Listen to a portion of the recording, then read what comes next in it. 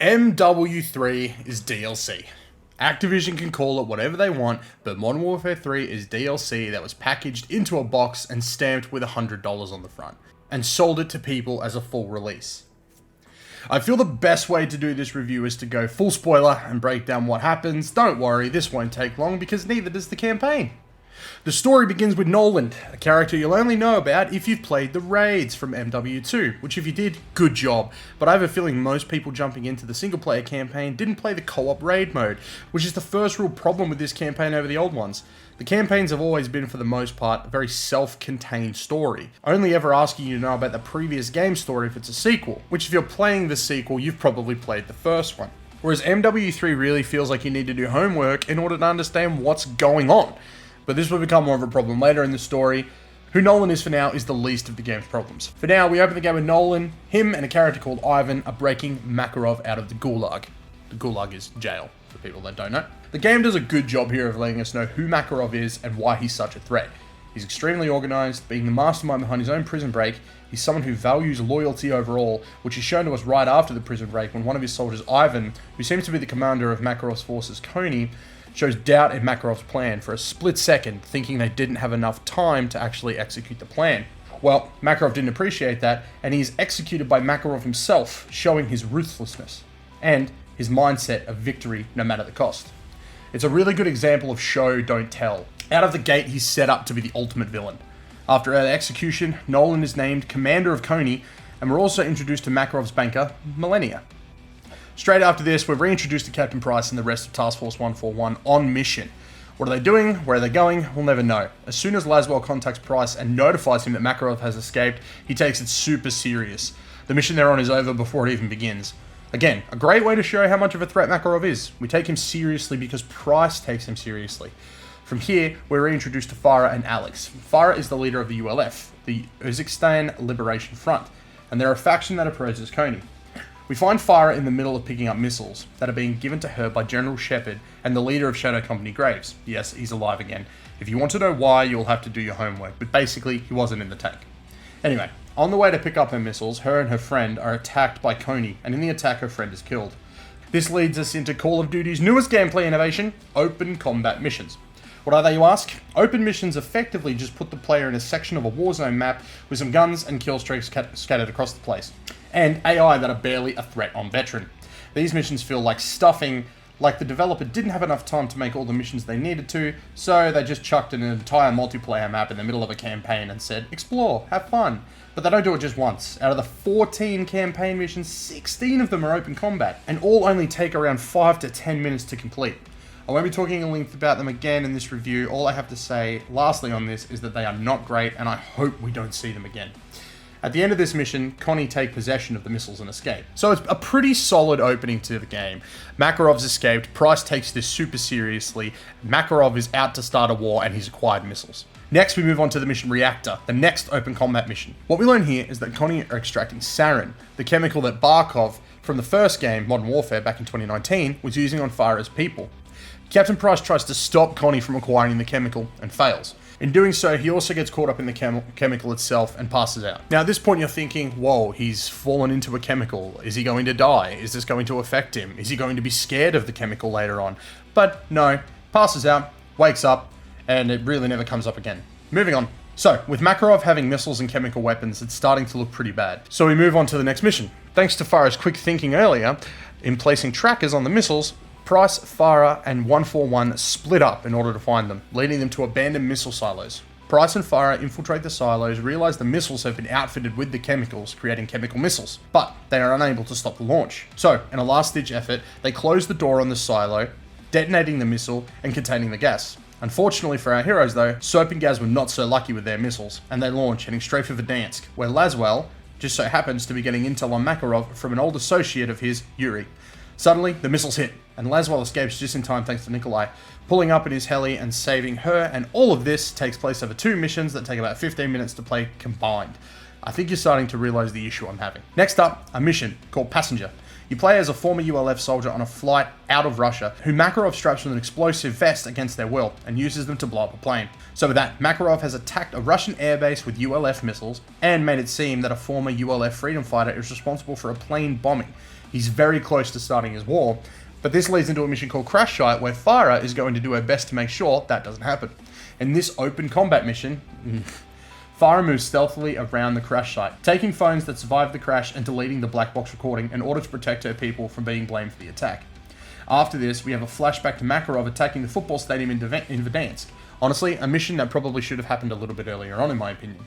He's captured, and we find out his actual target was the airport. It blows up as they're making their escape, and Soap threatens to put a bullet in his head. But he's told not to, and the mission just reinforces that Makarov is dangerous, and Soap really wants to take Makarov down. So, now, back to the future. Shepard, who isn't on the best terms with 141, offers up some intel to the team about Millennia, Makarov's money. So, Soap infiltrates her mansion in another open combat mission to get Makarov's location. After threatening Millennia's money, her personal money, the money that she claims she worked so hard to get, she betrays Makarov. And as we all know, Makarov loves loyalty. So I'm sure this isn't going to bode well for Millennia. Oh, wait, she's not seen again. Yeah, Millennia is now just out of the story. A character that they really made seem like a big deal and set up early on in the game has her 5 seconds of screen time and is now gone. Again, are you starting to see the issue? With Makarov's location in hand, the team head to St. Petersburg to get him, only to find that Nolan, who they capture and extract, if you don't remember Nolan, he's the guy from the start of the game, Makarov's go-to guy, the raid guy, who I'm sure is going to play a big part now in the story. Oh, he's okay, he's not giving up any location. Oh, he's gone. Yes, Nolan is not heard from again for the rest of the game. And that's crazy. Another character who they really set up as one of Makarov's generals, his right-hand man, someone who Makarov trusted implicitly, is gone. After what I would probably equate to taking the very first mission where you don't actually know you're playing as Nolan until the end, taking that out, a character who I feel like they were trying to set up to be something big is gone with what feels like less than 5 minutes of screen time. And again, I think you're all starting to understand the issue. The game is powering through everything. The game is trying to get as much story pumped out, as much build up for another game as fast and as quickly as possible, that they're skipping what could be really good character moments, really good interactions between characters. They're not building up characters that they're not going to bother with going forward. So what was the point of introducing them in the first place? But I digress. We'll talk more at the end. From here, they find out Makarov's moving a prisoner, thanks to Nolan's phone of all things. Wasn't even Nolan who gave up the information, he just forgot to turn off his phone. And when they go to get Makarov, they end up finding out the prisoner they are moving was Shepard. Leaving 141 confused, as well as the audience, Shepard then informs us that Makarov is hunting them now, and he knows his next target. And he'll tell them, but they have to extract him first. So, at the end of the mission, the team gives Shepard an ultimatum. Clear Farah's name, give them the intel he has on Makarov, and put Graves on a leash, and only then will they give him a warm ride home. Or, he can stay and freeze to death. So, he takes the deal, but then threatens Price, telling him not to screw him over or he'll regret it. Again, I'm sure this will be really important later. You know, Shepard threatening Price, I'm sure he's really going to get him. Now, with the intel that Makarov is going to finish what he started in Verdansk, but this time he's going to blow up the dam, flooding the city and blame it on the ULF, the team go to Verdansk and find out Shepard is correct. So, in the last combat mission of the game, thank God, you play as Ghost. You disarm the explosives and extract. And that's it. Very quick, 5 minutes, you're in, you're out. From here, we move on to the next mission, where the chemicals and Makarov have been located at an abandoned airfield. I actually really like this mission, but only because it reminds me of the old AC-130 missions from the original Modern Warfare 2. Once the team on the ground has successfully neutralized the chemical weapons, they level the hangar housing said weapons and take out a heli believed to have Makarov on board. But Price isn't buying it and intends to look for the body, but Shepard tells him that Price is gone and he's not allowed. Now, at this point, Shepard goes to Capitol Hill and testifies that Farah and the ULF are allies, and that he's been sending them unauthorized weapons for years. When it comes to the question of Shepard authorizing Graves to kill Task Force 141, he says he did not. When Graves is questioned, he says Shepard did authorize it, but he did not act on it. So these two are just going at each other. I don't understand why. They seem to be allies during the entirety of this campaign, and then just right here at the end they stab each other in the back, like neither one of them wants to own up to their mistakes. But it's like that thing your parents always tell you. It's like, if you tell me the truth, you won't be in as much trouble, but if you lie to me, it'll be even worse. So I'm sure this is really going to come full circle for them in the future, or in a few minutes time with, you know, how much we got left of this campaign. With that, Task Force 141 speak about not believing Makarov to be dead, and when he shows his face again, they'll be ready. And what do you know? Immediately, one cutscene later, not a mission later, not a game later, like a fade to black, and then boom, we learn that Makarov is not dead, he's in London, and from there we find out he's hired a hacker who gives one of his men a USB stick. This USB stick is a Trojan horse that gives him complete control of the London train network, and that Makarov has used the chemicals that he has left to make a bomb that he's going to set off in a channel. A channel is the tunnel connecting Paris to London, so it's like a tunnel that goes under the channel that connects the two cities. So, the team go in to defuse the bomb, but just as they're about to, Makarov appears and shoots Soap and Price in the arms. And just as he's about to finish the job on Price, Soap attacks him and saves Price, but in doing so, loses his own life, as Makarov shoots Soap in the head. Now, my problem with this is I feel like it's incredibly forced. And it feels like it happens because, hey, it happened in MW3, gotta do it here.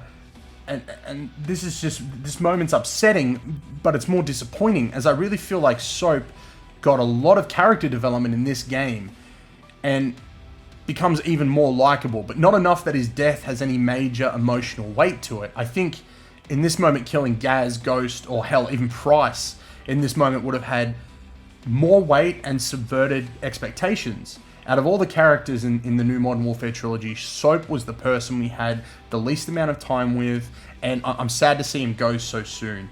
And it's just incredibly disappointing, because he was a character I was growing to like.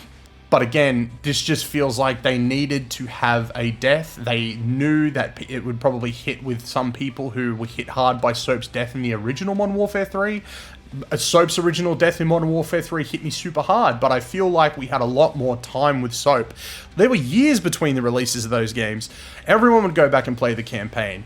You know, everybody remembers the ending of MW2. Everybody remembers playing as Soap in Modern Warfare. So I just feel like they may have rushed this a bit too soon, and I think maybe if they really needed to kill a character, killing somebody else who we've had a lot more time with probably would have hit a lot harder.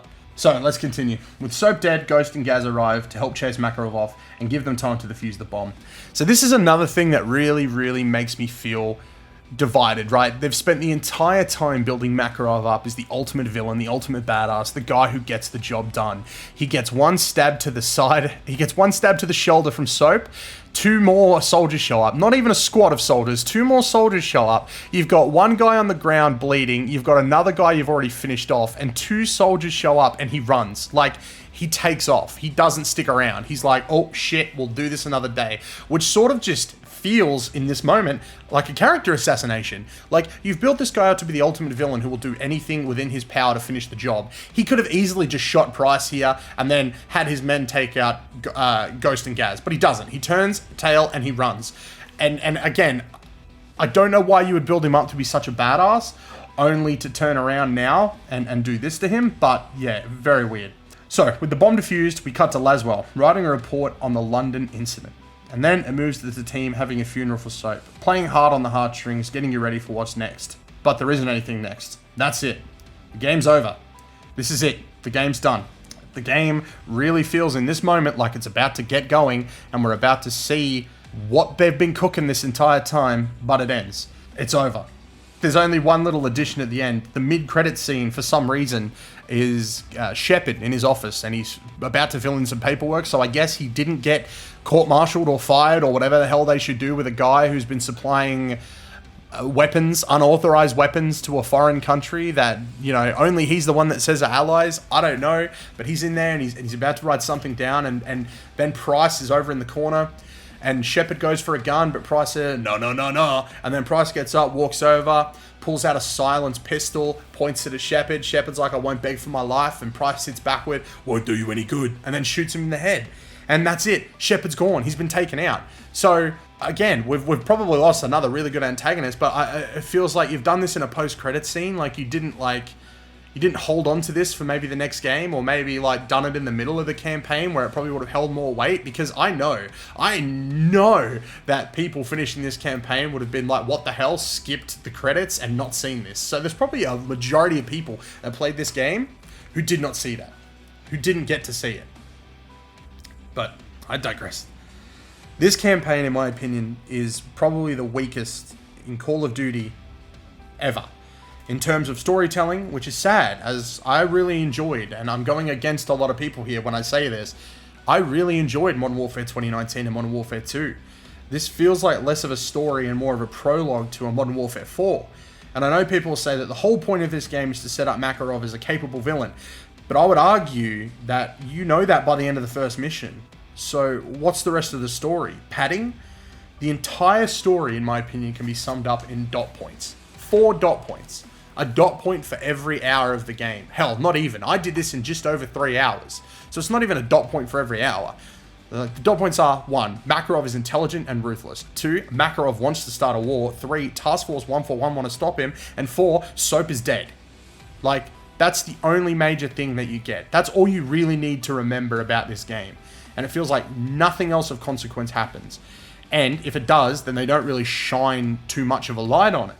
The story is too short, it's too hollow to be a full price release, and I hope to God that we never see combat missions again. Or if we do, that they're massively improved. Will I be back for MW4? Yes. I like these characters and I want to see where their stories end.